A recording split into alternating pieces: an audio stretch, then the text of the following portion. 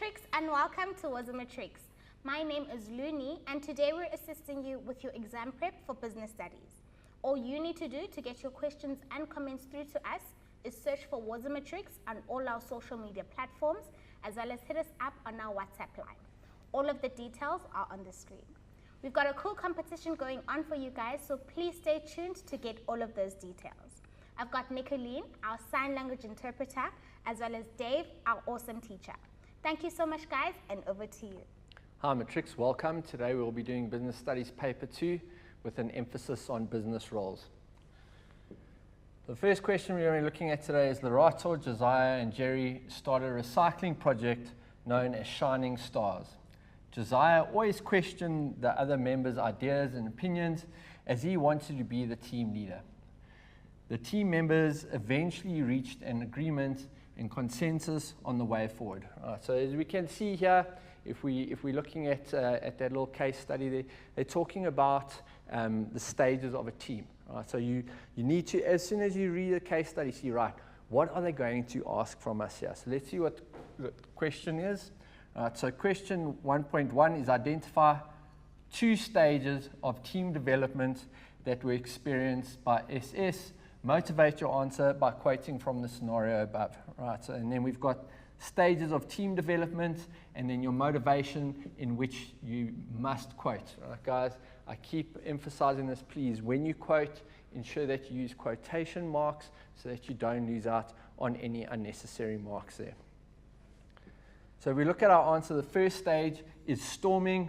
Right? Josiah always questioned the other members' ideas and opinions as he wanted to be the team leader. Right? Don't forget to put in your quotation marks there. So storming is when there's a lot of conflict within a team.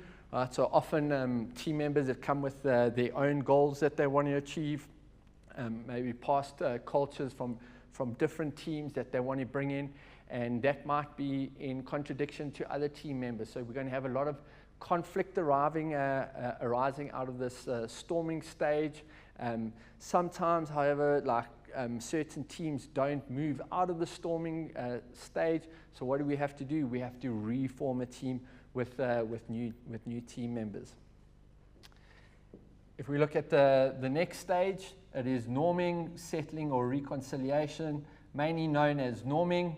So the team members eventually reached an agreement and consensus on the way forward. Right, so norming is like where you've got your expected behavior from the team. So if we look at the 2019 Springbok team, they had a rule that the first day of practice, if you couldn't practice for whatever reason, you weren't allowed to play in the match that day or the next match. You weren't allowed to start. And there was an example of when Cheslin Colby got injured and he missed that training. However, the rest of his trainings during the week was really good, and Rassie Erasmus wanted to put him in the starting team. And then the team said, no, that is not one of our norms. Cheslin Colby himself even said, no, I can't play because I didn't practice. Right, so that had what was expected from the team members, and then make sure that everyone knows what is expected so that there's harmony in the team. Right, so our next question is explain 3 other stages of team development. Don't forget you've got your 5 stages of team development. So we've already spoken about 2 in terms of storming and norming, and now we're going to go through the other 3 stages of team development. So the first stage of team development is the forming stage. Right, so that's where we're going to get together. Right, so think of your matric class. In the beginning of the year, you had your forming stage. You might have had a new teacher. You had new learners in your class. So you were part of a team, and for that year, it was the business studies matric group. All right, so if we look, individuals gather information and impressions about each other and the scope of the task and how to approach it. Right, so you're going to see, right, meet new people. You're going to learn new things about the people in your team. If we go to that example of in your matric group, in your matric class, you're going to learn about new learners in your class, and you might also see, right now, matric there's going to be a completely different way on how you're going to work in class compared to when you're in grade 11. This is a comfortable stage to be in. Right? There's no conflict.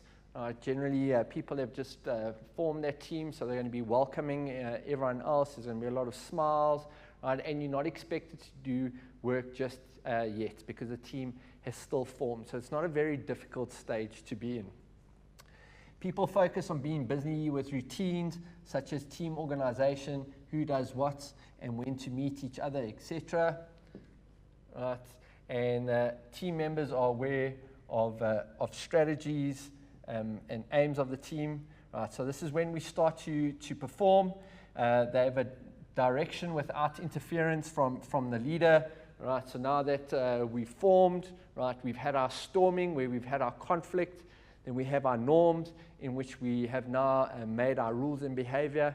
Now we're going to start performing, right? So now we're actually going to get down to doing the work and making sure that, that the work gets done.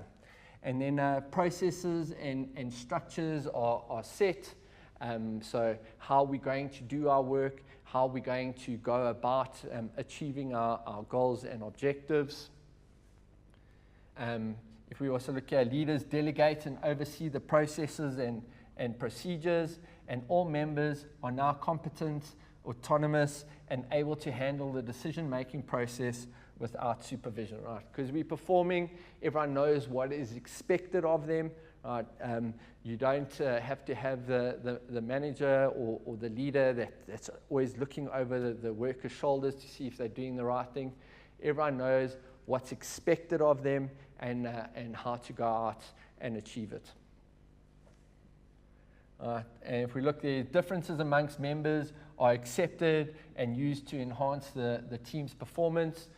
So often if you don't get the storming stage right, you don't get into the norming and you don't get into the performing. So if we use the 2019 Springboks, right, a team built of different personalities that come from different socio-economic backgrounds, they're different physically, come from different cultures, different races, right? The Springboks embraced that and they said, right, yes, we are very different, but collectively our differences are going to be something that is positive, where a lot of good will come out of that, because what one team member might have as a weakness, another team member can have as a strength, and they embrace everyone's differences because they were like, right, this is what is going to make us a fantastic team. As we can see, they won the Rugby World Cup in 2019. If we look at the final stage, that's adjourning. Right, so the focus is on the completion of the task or ending of the project. Right, so if you look at the end of the Rugby World Cup, some players' contracts ended at the end of the Rugby World Cup. Some coaches' contracts ended at the end of the Rugby World Cup. So what happens is then the team adjourns, right? Their whole point, their whole project, which was the Rugby World Cup, right? It's come to an end, so therefore the team is going to disband. Breaking up the team may be traumatic, as team members may find it difficult to perform as individuals once again. Right? So some people might be like, well, I've never been in a team environment like this, and now I'm never going to be able to be a part of a team like this again, which can be quite traumatic. If you just look at a lot of the stories coming out of the Springbok 2019 rugby team, right, their stories that the players had, they had never been a part of a team like that, and it can be quite traumatic when the team has to break up because you've achieved so much, and now you're an individual again, and you're not seen as a part of the team. All tasks need to be completed before the team it finally dissolves. Right, so the task at the Rugby World Cup in 2019 was to win the Rugby World Cup. So they wouldn't have been successful if the Springboks got knocked out in the quarterfinals, because the whole point of this project was to win the 2019 Rugby World Cup, which the Springboks did. Right, our next question is discuss the advantages of creative thinking in the workplace. Do not confuse creative thinking and problem solving. Creative thinking helps us with problem solving. So the first advantage of creative thinking in the workplace is that we're going to have better, unique, or unconventional ideas or solutions are generated. So if you look at technology, the technology that we've got coming through, 20 years ago, people couldn't think about that technology. 30 years ago, people would never have believed that you could fit thousands of songs on a small device like your cell phone, and it's all there in one place. Right? So creative thinking is going to help us see things from a very different point of view, from a different angle, which is going to result in us coming up with better solutions and better products and services. It may give the business a competitive advantage if unusual or unique solutions, ideas, or strategies are implemented. So we can see in the way that technology moves, people want to try new things, things that are going to make our lives easier, things that might not have been there when they first came out. Right? So if I look at from when I was in matric 20 years ago, we never had the cell phones and the smartphones that you guys are able to access now. We thought we were very lucky and privileged when you had the Nokia 3210 and Snake 1.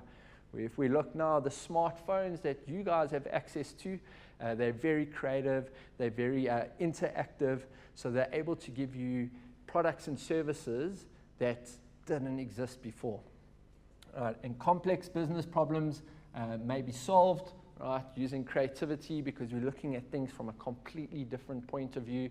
We're seeing what can we add here, what can we take away to make a completely different product or service. Productivity increases as management employees may quickly generate multiple ideas, which utilizes time and money more effectively. So the more you practice your creativity, the more solutions you're going to come up with, the quicker you're going to come up with those solutions. So it means that we have to use less resources, use less time, and therefore we're going to be more efficient. The more efficient we are, the more profitable we'll be. The more profitable we are, the more sustainable our business will be. And then managers and employees have more confidence as they can live up to their full potential. So when you feel that you are creatively empowered, you're going to feel that you're going to have more confidence, because now you're living up to your potential. You're creating solutions where in the past you might not have thought that you have been able to create solutions. Just use yourself as an example. Look how creative you were in grade 10. Compare that to the creativity that you have now in grade 12. Right? You've grown more, right, and you're more confident in that space. Managers will be better leaders as they'll be able to handle and manage change positively and creatively. Change is something that's very, very scary for all of us. But if you are more creative, you can handle change a lot better. You'll be a lot more positive about it. And when you're more positive about that change, you're going to feel a lot more productive and at ease. And managers and employees can develop a completely new outlook, which may be applied to any tasks they may do. So the way that you go and do things, you're doing it very differently, and you're applying that to the tasks that you are currently doing, which can mean that you can maybe make those tasks better, or you could even discover something that doesn't exist yet because you're looking at it from a creative point of view. Right. It leads to more positive attitudes as managers and employees feel that they have a contribution towards problem solving. So people are going to be a lot more positive. They see that, right, the organization is actually listening to me, right, and I can contribute in a positive manner. And it improves the motivation among staff members. Right. Everyone's got different creativity, and if an organization accepts everyone's different creative outlooks, people are going to feel a lot more confident there, and that they are part of something bigger, and that their creativity is not just recognized, it's also endorsed. Managers and employees have a feeling of great accomplishment, and they will not resist or obstruct the process once they solved a problem or contributed towards the success of the business, right? So think of it like whenever there's been a massive blockbuster movie made, right? There's a big sense of accomplishment because those people that have made the movies have produced something that is completely new, that's completely amazing. And there's a massive sense of accomplishment there because their creativity has produced that. Management or employees may keep up with the fast-changing technology, especially in this day and age, because you're using creativity, you're continuously looking at using new technology to make new products or services available. It stimulates initiative from employees and managers as they're continuously pushed out of their comfort zone. Remember that nothing grows in the comfort zone. When you get pushed out of your comfort zone, you're going to create stuff that you never thought was possible. And creativity may lead to new inventions, which improves the general standard of living of everyone. Right? Just think of perhaps Zoom calls. A lot of you might have had online teaching during the lockdown. Right? There was technology creating new innovation.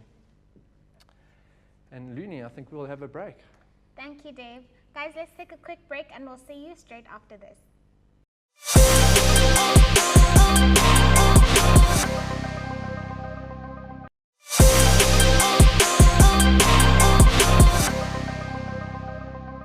We're back from the ad break, Matrix. I hope you guys are still enjoying the show. If you've just joined us, we're assisting with your exam prep for the upcoming exams. This next competition is for anyone who wants to win something or you're constantly running out of data. Woza Matrix is bringing you the hashtag Woza Winner competition, where 2 lucky matriculants stand a chance to win 2 gigs of data. All you need to do to enter is head on over to our Facebook page and all of the details will be there. Thank you so much, Dave, and over to you. Matrix, we're going to be carrying on with your paper 2 revision. So we're going through question 3 now. Now this is also a section C question, which comes from an essay. So it asks, differentiate between CSR and CSI. All right, so don't forget that your section B questions can be combined together to form a section C question, and that some of your section C questions that you would have found in past papers could potentially also be a section B question. So you need to make sure that you understand this completely. Now, CSR, or corporate social responsibility, and corporate social investment is something that a lot of matrics get confused with. So they're asking, what are the differences between corporate social responsibility and corporate social investment? So let's have a look at the answer. So firstly, for corporate social responsibility, the intention is to change business practices, right? Where if we look at corporate social investment, the first one is to actively committing money and resources to uplift the community. So for corporate social responsibility, it's about changing business practices, perhaps making the businesses more environmentally friendly so that people don't see the business as damaging the environment. Where corporate social investment is where you're getting involved with programs that uplift a community. If we look at corporate social responsibility, focus is on increasing the image and profits of the business. So if we all of a sudden become an organization that is looking after the environment, we're going to see an increase in the reputation of the business. Perhaps if we decide that we're going to become fully green and we install solar panels so that we go off the electricity grid, we're going to save money down the line because now we don't have to pay for electricity. We're getting free electricity from the sun, which is going to help us with our profitability. If we look at corporate social responsibility again, so it ensures that all internal CSI policies and practices include stakeholders' interests, the environment, and environmental issues, while CSI, the focus is on the uplifting of the community without a return on investment. So if we look at corporate social responsibility, it's all about ensuring that our stakeholders are taken into account. If you look at CSI, we're looking at uplifting the community, but we're not looking for a return on that. So we might have a a project where we start a school, right? We're not looking to make a profit on that school. We're looking to uplift the standard of living of the community by providing them with education without anything coming back to the business. Corporate social responsibility is often intended as a marketing initiative. So if we look at when we're going environmentally friendly, right, that's going to be a marketing initiative that the business can use. I can say, right, we are a very environmentally friendly business, so that people that feel strongly about the environment, they can see their values reflected in our business, which might make them a loyal customer for us. Where if we look at corporate social investments, it ensures that the CSR projects are relevant to the needs of the communities. So if the community needs a school and I decide that I'm going to build a clinic despite the community having a clinic, that's not relevant to what that community needs. The community needs a school so that they can send their children to school there, right? So that's a need from the community. We mustn't give the community what we think they would want. We must actually see what are the needs of our community, what do they want, and how can we help them satisfy those needs. Corporate social responsibility projects are usually linked to the business, e.g. a manufacturing business offering to train the unemployed. You could perhaps have where a sports team, they might go and have a clinic where they can help train people to become coaches, where when you look at corporate social investment, they're intended to benefit and uplift communities through social development, right? So they're looking at bringing up the standard of living of those particular communities. And then the last one for corporate social investments, projects are external to the business and have a strong developmental approach, right? So perhaps if I'm a business that sells paint and now I've started a school in the community, right? Me selling paint and me starting a school in the community have got nothing to do with each other, but as you can see there, they have they're external to the business, right? So it's not particularly what the business is good at, it's looking at what the community actually needs.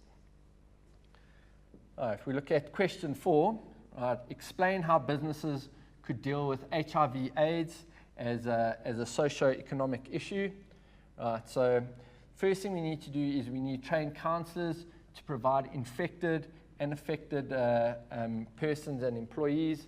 So we'd get counsellors in, and these counsellors would come in and they would then help anyone with counselling that suffers from HIV or AIDS, or if they have a family member that suffers from HIV and AIDS, so that they can talk them through how to cope with it, which is going to mean that the people will be able to cope with it a lot easier, and that's going to benefit the business because now we're dealing with an individual that is feeling more empowered and that they're listened to. We develop counselling programs for infected or affected employees, and we conduct workshops on HIV/AIDS programs and campaigns. So if we look like a lot of people might not know what HIV and AIDS is, so you're going to have these campaigns where you tell people what HIV and AIDS is, how you can contract HIV and AIDS. So it's just spreading that education amongst your employees. Sometimes you're working with employees that don't have a very high education, so you have to try and empower them and educate them on what HIV and AIDS is. You roll out antiretroviral programs or ARV treatment programs for the infected employees. Now the benefit of having antiretrovirals for your employees is that they are going to then be able to live longer. They're not going to be absent from work as much. They're going to be a lot more productive, which means that we're going to have a lower staff turnover. If we have a lower staff turnover, we're going to have more productivity in our business. The more productivity we have, the more profitability we have, which is going to lead to more sustainability with the business. We can encourage employees to join HIV/AIDS support groups. If any of our employees are HIV positive or if they have AIDS, they can join a support group in which they can get help from other people, and they can also talk about their problems, which is going to help empower those employees that are HIV positive or have AIDS. If they feel empowered, they're going to be more confident at work, which is just going to result in more productivity, and they're also going to feel that the company actually looks after them. We're going to develop strategies to deal with the stigma and discrimination around HIV and AIDS. So as to make sure that if someone comes out that they're HIV positive, that they don't get discriminated against, or there isn't a negative stigma around them, so that they feel that they're comfortable at work. Because what might happen is that those people get discriminated against, they give up coming to work, it's going to impact the productivity, and it's not going to be a nice work culture. So you want to have an inclusive work culture where even if people are HIV positive or have AIDS, that they don't get discriminated against and there isn't a negative stigma for them, so that they feel comfortable amongst their fellow employees. And we're going to participate in HIV/AIDS prevention programs implemented in the community. So you'll make sure that you back up any messages that's going around the community about how we can prevent HIV and AIDS, and that the business supports that. And we'll support non-governmental organizations or community-based organizations or any HIV and AIDS initiatives. So perhaps there's HIV and AIDS orphanages that we can help, that we can spread knowledge there, or perhaps even give those organizations resources to help them fight HIV and AIDS. Then question 5, explain how businesses can apply the King Code principles of transparency and accountability to improve ethical business practices. All right, so first one about transparency. So transparency is about, right, how can we see all the decisions that are getting made? Right, if you look in South Africa, there's been a lot of organizations that haven't been transparent, that have lied to their workers, that have lied to their stakeholders, which has resulted in some of those companies either collapsing or on the verge of near collapse. So we're going to see why transparency now is so important according to the King Code. So first thing of all, we've got to do regular audits should be done to determine the effectiveness of the business. So you're going to go in, you're going to audit, say, right, is this business doing the right thing? Are the sales that they're saying is correct? Are they paying the correct expenses, or are things inflated? So you're going to have this audit to make sure that the business is running properly. So it just shows that transparency there, that yes, it's not the managers that are saying the business is doing well, right? The facts and figures back up what the managers have to say. Auditing and other reports must be accurate and available to shareholders and employees. So if you look, when a company releases their financial results, it has to be audited, so it has to be accurate, so that shareholders know that the information they're giving is true, and that they should carry on with the investments in the business. Or if the results aren't good, they can say, right, well, this isn't a company that I should invest in. I should move elsewhere, without that risk of losing all your money because someone is lying. Right. Business deals should be conducted openly so that there's no hint or sign of dishonesty or corruption. If you look, there's a lot of tenders that have gone to people that were politically connected because they knew someone that worked in government. So it's not transparent there, so that can open itself up to corruption and nepotism, which is something that we want to avoid, because that's not being transparent at all.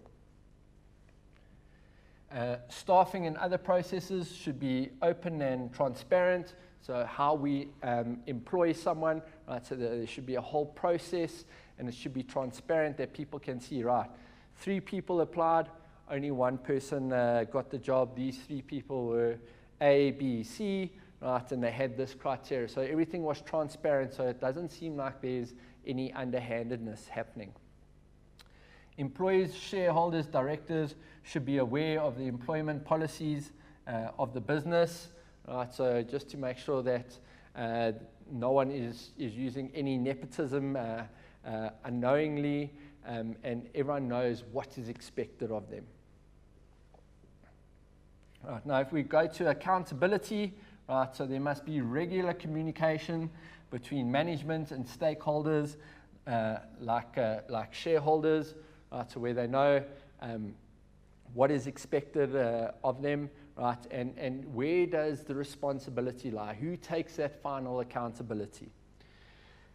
The company should appoint internal and external auditors to audit financial statements, right? So internal, you're going to have people that make sure that everything is happening in the business as it should, and then you'll also have external auditors that will come in, so they come in with an objective view, so as to make sure that people within the business aren't intentionally lying and withholding information. So these external auditors are like a safety check to make sure that everything that's been said in the business is completely true and honest. The board should ensure that the company's ethics are effectively implemented. So the board of directors need to make sure that the company's ethics is doing what is morally right and acceptable, is implemented from the top. Because if it comes from the top, it's going to filter its way down the business. Businesses should be accountable and responsible for their decisions and actions, and then businesses should present accurate annual reports to shareholders at the annual general meeting, so as to make sure that all the facts and figures are true, so that shareholders can make an informed decision. Should I carry on investing in this company, or should I take my money out and go and invest somewhere else? And that's why you will need an external auditor. They have to sign it off. If it comes out that they aren't telling the truth, the external auditors will get into a lot of trouble. And you would have read in the press recently about directors that didn't follow the correct auditing protocol, and now they're facing massive fines in millions of rands and potential criminal sentences as well. I think we'll have a break there, Luni. Thank you, Dave. Matrix, let's take a quick break and we'll see you shortly after this.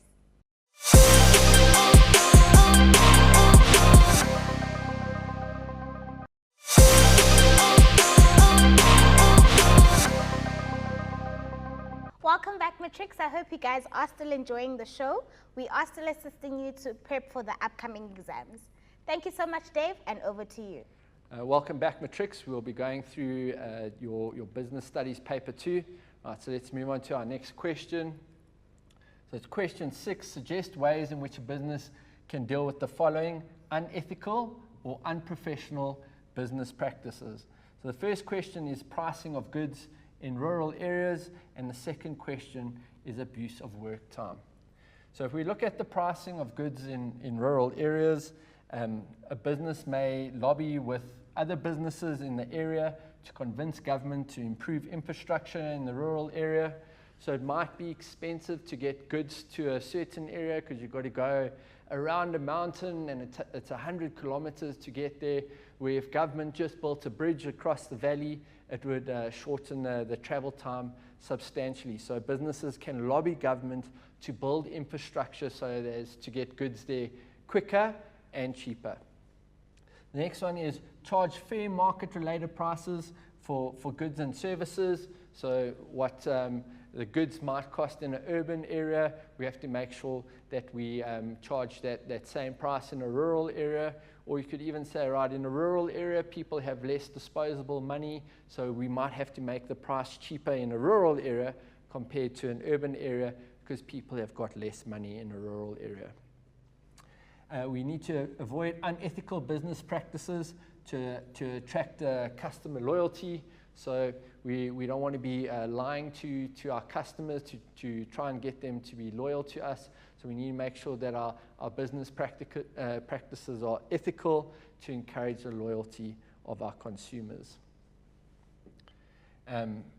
We have to investigate cost-effective ways of transporting products or hire a large truck to combine deliveries for shop owners in the same area.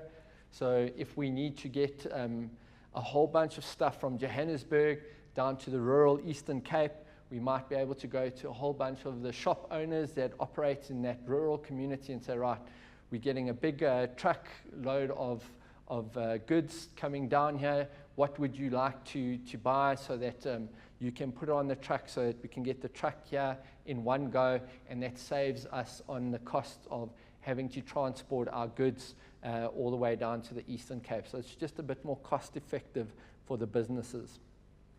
You can work together with suppliers to share delivery costs to remote rural areas. So you can work and say it's in your supplier's interest, because the more goods that we can deliver to rural areas, the bigger our market is going to be, the more business we're going to make our suppliers. So we can have that relationship with our supplier to try and bring down the price of goods in rural areas. And it'll benefit not just the supplier, but our business as well. Businesses can buy in bulk to get a discount and avoid charging high prices. So if we can buy in bulk, per unit price is going to go down, which means that we are able to then pass on that saving to our consumers, which is going to mean that the price of goods is going to decrease. If we look at the abuse of work time, we've got to speak directly to those employees who abuse work time. So often what happens is that like the owners of a company or the managers of a company will speak out like generally and say, right, everyone's abusing their work time. They're going on social media rather than doing that work, when actually the managers should actually go to those people and say, right, you're abusing work time because you're spending your whole life looking at your social media accounts rather than actually doing the work that you get paid for in the organization. We should have a code of conduct, or ethics should contain clear rules about the abuse of work time. So it should be told there, right, you cannot go on social media during work time, because it's in our code of conduct, so that the employees actually know, right? If they know, then they'll know, right, this is something that we must avoid and something that I must not do. We can conduct training on the contents of the code of conduct or ethics, and the code of conduct or ethics should be signed by all employees that they're aware of its contents. Right, so if everyone knows what is expected of them, they cannot then use the excuse, oh, I didn't know what was going to, the consequences were. You can say, right, yeah, but you signed this code of ethics, and in this code of ethics, you said that you would uphold companies' work time and only work on company projects during company time, and not on personal projects or going on social media. We can monitor employees to ensure that their tasks are completed on time. Remember that you have to monitor your employees within reason. You don't want to encroach on any rights that employees have, right? So you cannot invade their privacy. However, you can monitor them to make sure that they're working on company work during the times that they should be working on it. And we can structure working hours in such a way that employees have free or flexible time for personal matters. Right? So some organizations might say, right, you can come in, if you come in early, you can leave early in the afternoon. So therefore you have your personal time, or you can ask them for specific time in which you might have to go to the bank to do something. Provided that you communicate with your company, you might be able to come up with a deal and say, right, can I have 2 hours to go to the bank and the dentist, and then I'll make sure that I'll work those 2 hours back later in the day. And create a culture of responsibility and strengthen team spirit in order for all employees to feel responsible for what has to be achieved. Right? So make sure you got that culture where everyone knows that they have to contribute to the business, and if they have that culture and they believe in that culture, they're not going to be abusing work time at the company. All right, and remind employees that profit will decrease, resulting in less incentives and bonus payouts. Right, so if we are not productive, we're abusing our work time, that means we are not going to have the productivity that we need, which means our profitability is going to drop. And if our profitability drops, the chances of us being sustainable, able to absorb economic downturns become significantly less, which could hamper the survival of the business going forward. So we just need to say to the employees, right, guys, make sure that you're as productive as possible, because we never know what is going to happen in the future. Right, so if we go on to question 7, advise businesses on how they could promote the cultural rights of employees in the workplace. Right, quite big for South Africa, seeing that we have so many different cultures. So how can we promote cultures within the workplace? So the first thing we can do is provide the environment in which employees are free to use their own language when interacting with others during their free time.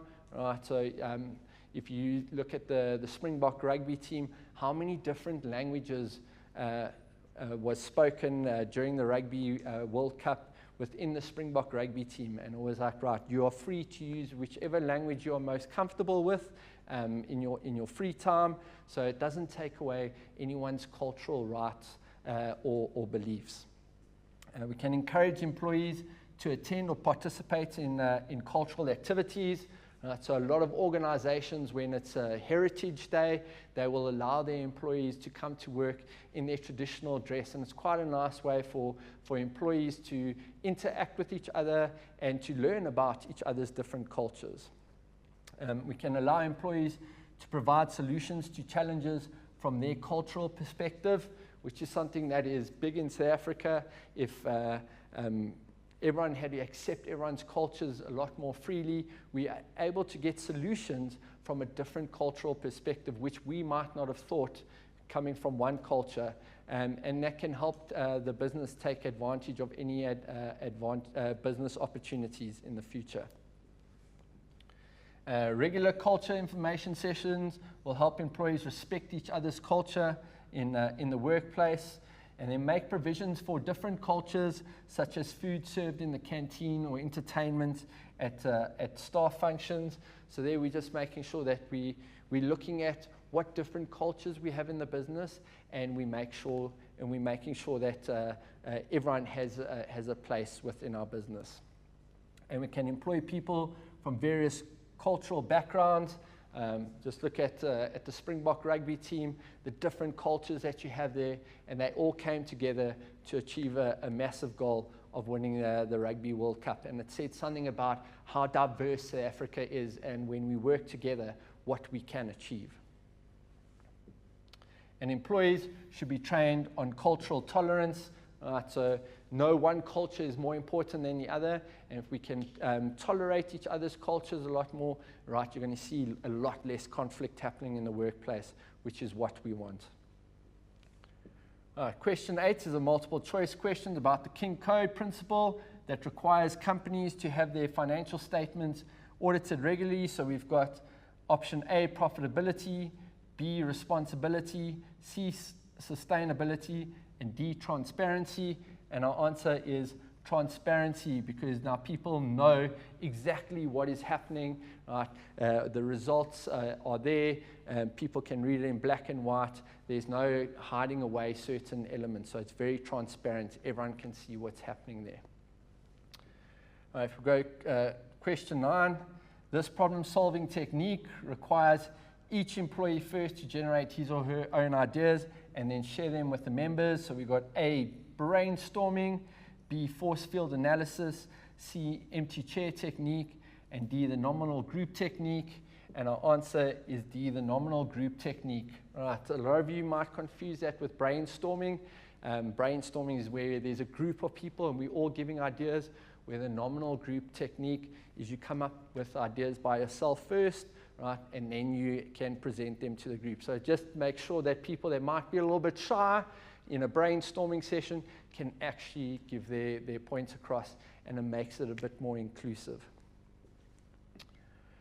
All right, guys, so to wrap up the session, right, make sure you practice a lot of past papers. You can download them offline.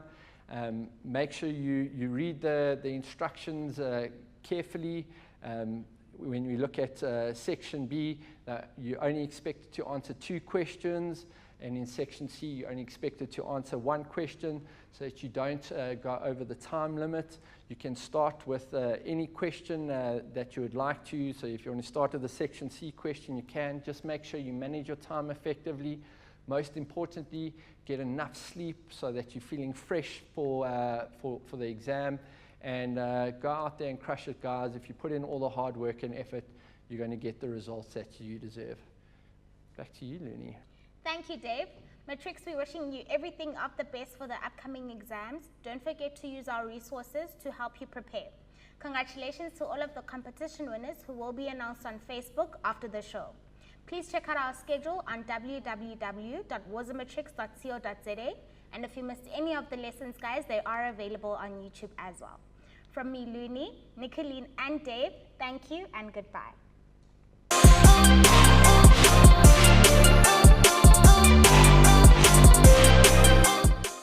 Of 2020. Congratulations for being so brave, so committed, and for staying the course during one of the most difficult years in our history. We're here to support you all the way. Our Woza Matric campaign was set up to support you up until the 8th of December 2020. We are offering you interactive exam guides, shows on SABC3, DSTV, Catch Up, and OVHD Channel 122 that are not to be missed.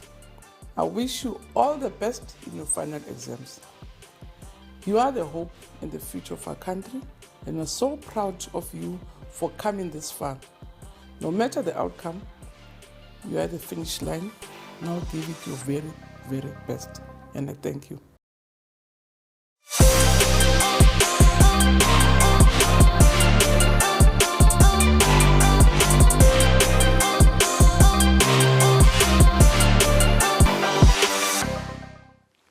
Hey, welcome to our lounge. And you are with me, Darlene, and Hannah, who's with me on set here. It's about time you were in the lounge with us so that you could learn some things with us and have some fun. Today, we're going to talk about time management. So, time management. Time is the most valuable thing that you have. Time is what you can't buy. You can't buy time. You can buy friends. No. You can't buy friends, but you can actually make more friends. You can make more money. You can't make more time. Yeah. True? So we're going to chat about time and see how does time management affect us when it comes to our studies and actually our lives, because our time management can affect us in so many tiny areas that can change the trajectory of everything that we do. So the first thing I want to talk about is it's about time over time. Time over time. In other words, everything that we do when it comes to studying or exercising, it's about being consistent time over time. You want to get muscles, guys, you go work out in the gym. It's time over time, slowly and surely, that you build the muscles up so that you can strengthen them and look buff. Ladies, it's time over time. You are growing those nails, it takes time, but you have to look after yourself. Everything is about time over time, and everything stacks up and builds on each other, time after time. You cannot do exercise every now and again. You have to do it consistently. That keeps you healthy. So that's the first one. Don't forget it, time over time. Then we've got the next one. I want you to remember this point. It's neglect adds up. Neglect adds up. So if you neglect to do things, it actually adds up and it breaks things down. Does that make sense? Neglect adds up. You neglect to study, it adds up. Neglect adds up. You neglect to look after yourself. You don't look after your health. You don't look after your hair. You don't look after your studies, your hygiene, exercising. It all adds up, and you can't make it up again Remember, we said you can't make up for lost time when it comes to these things. You have to realize time management is one of your most valuable assets when it comes to studying, when it comes to sorting and ordering your life. You can't catch up on sleep if you're going to just keep on, time over time, losing sleep and neglecting to sleep. You're going to be exhausted after a while. So neglect adds up. Then the next one we're going to look at is, Hannah, what are you doing there? Because we're looking at random doesn't add up. Oh, random doesn't add up. It doesn't add up. So actually we're looking at some bricks over here. I saw Hannah was busy moving with building bricks and that. Random doesn't add up. These bricks are placed in a random place. You can't build a wall with bricks that are randomly placed. You can't study by studying your maths once a week, once a month. Maybe we'll do something. You can't actually build up in the gym if you go once every now and again. Let's also look at random doesn't add up.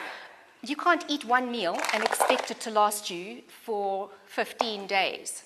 You can't put petrol in your petrol tank and expect it to last you for the whole month, although we wish it would. So random doesn't add up. You have to be consistent with your time over time, which is what Hannah was showing us just now when she was building.